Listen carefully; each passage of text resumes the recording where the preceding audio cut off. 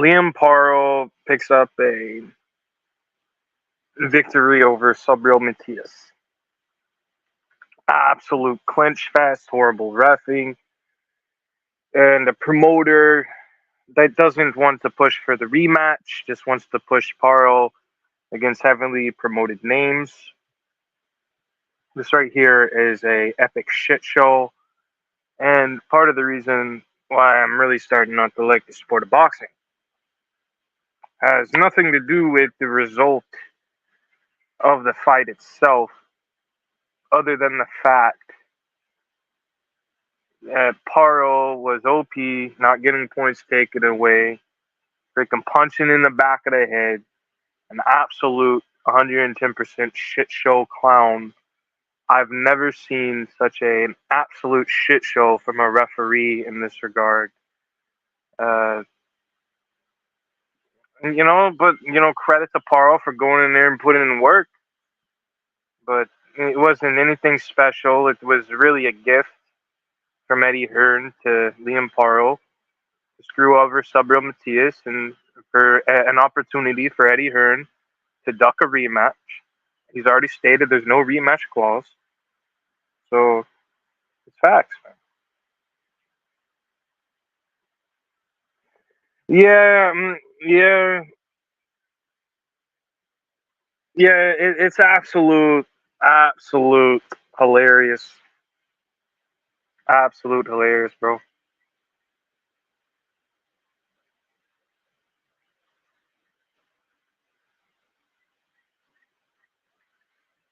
Yeah, yeah. What he got owned. He got owned. I mean, it's hard to do anything against somebody who's clinching you, bro.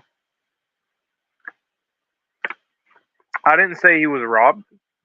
I say he got it. I think I said he got a gift. A gift.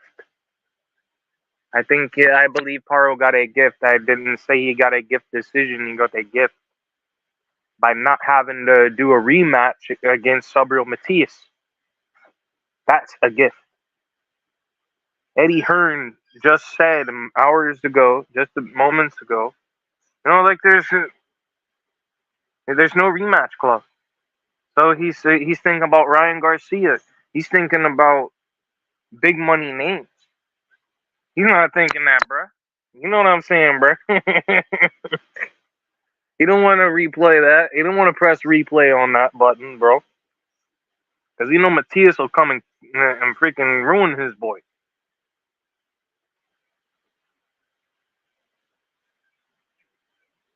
Yeah, yeah. I think Paro moves on to the next. I think he's gonna fight a Ryan or he's gonna fight a unification against Devin Haney.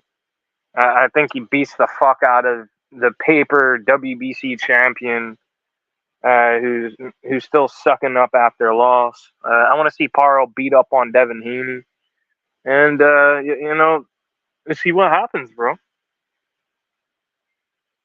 I mean, a lot of people thought Matias should stop him, bro. I thought, honestly, bro, I'm gonna shoot straight with you, Carl. I'll shoot straight with you. When I saw Matias go to war against him, I was really hoping that Paro would pick up the heat very very quick, and he surely brought something, man.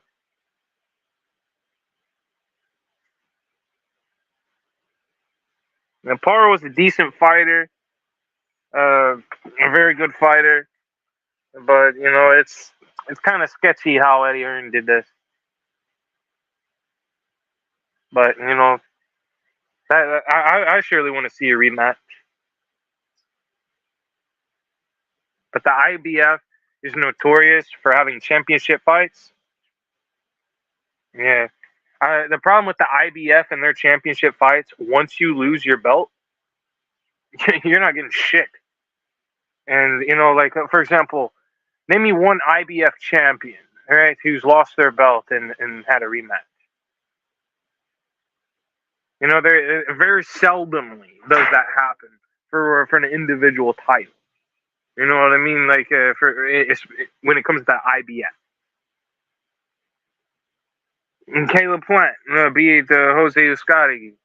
No rematch clause, right?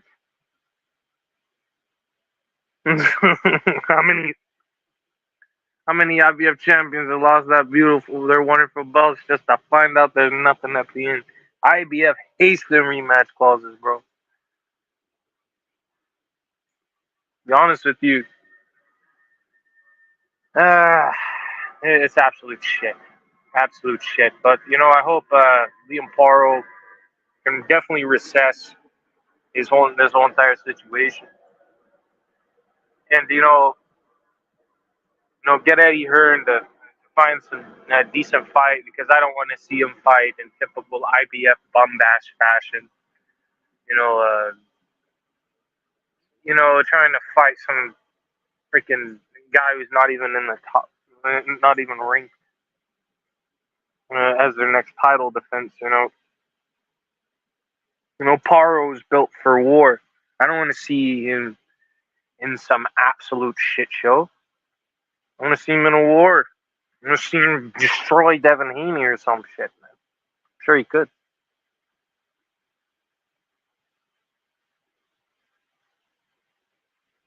And Devin Haney is an absolute clown. But it seems like Sabriel Matias,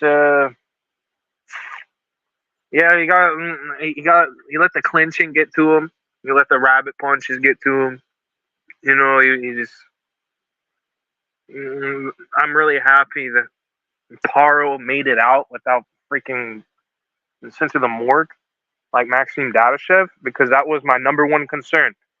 Was this fight would get in so much of a war that like a lot of people don't realize Dadashev was actually ahead on some people's cards when that happened to him versus Sabriel Matias.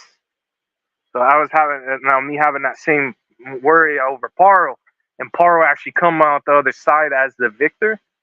That's actually kind of something right there, bro. I enjoyed that. I enjoy a good fight. I enjoy somebody, you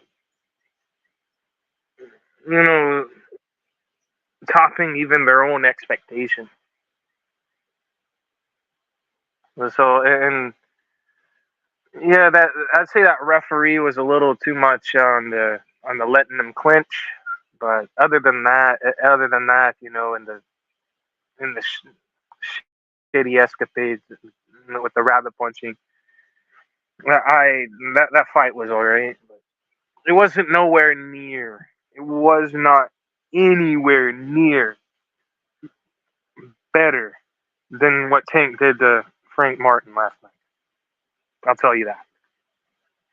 But I don't know if Tank Davis, however, is the face of boxing because something tells me that pay-per-view didn't even do hardly anything. I mean, it might have a decent gate, but how many pay-per-view buys does it have? You can have a fabricated gate numbers. Hell, you can have fabricated pay-per-view sales.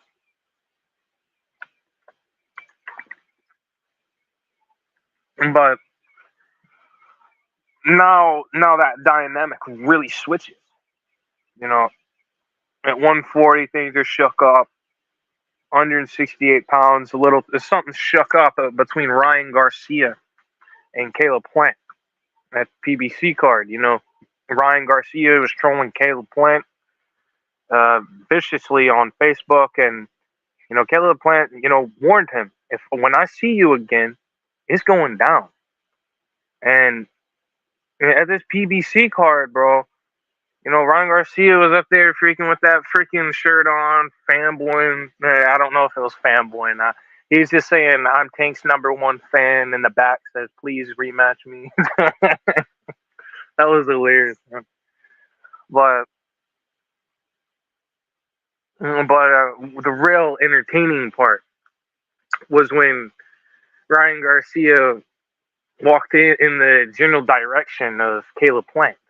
And that was the wrong thing to do. If you know anything about Charlo, or the Charlo situation, you know not to fuck with Caleb Plant. But if you troll Caleb Plant and you see him, You better hope you got a lot of security around you. That was an entertaining. That was probably more entertaining than the majority of the fights from last night on the Boxer or the Matchroom or the PBC card. It's uh, man, Garcia, man, he's he's really pissed off some people, bro.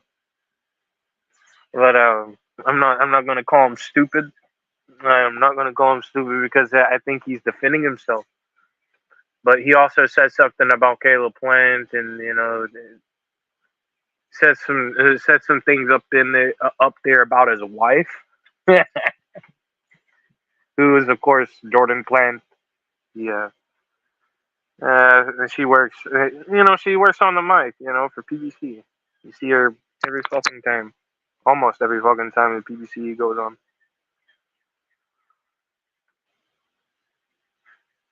But shout outs to them too.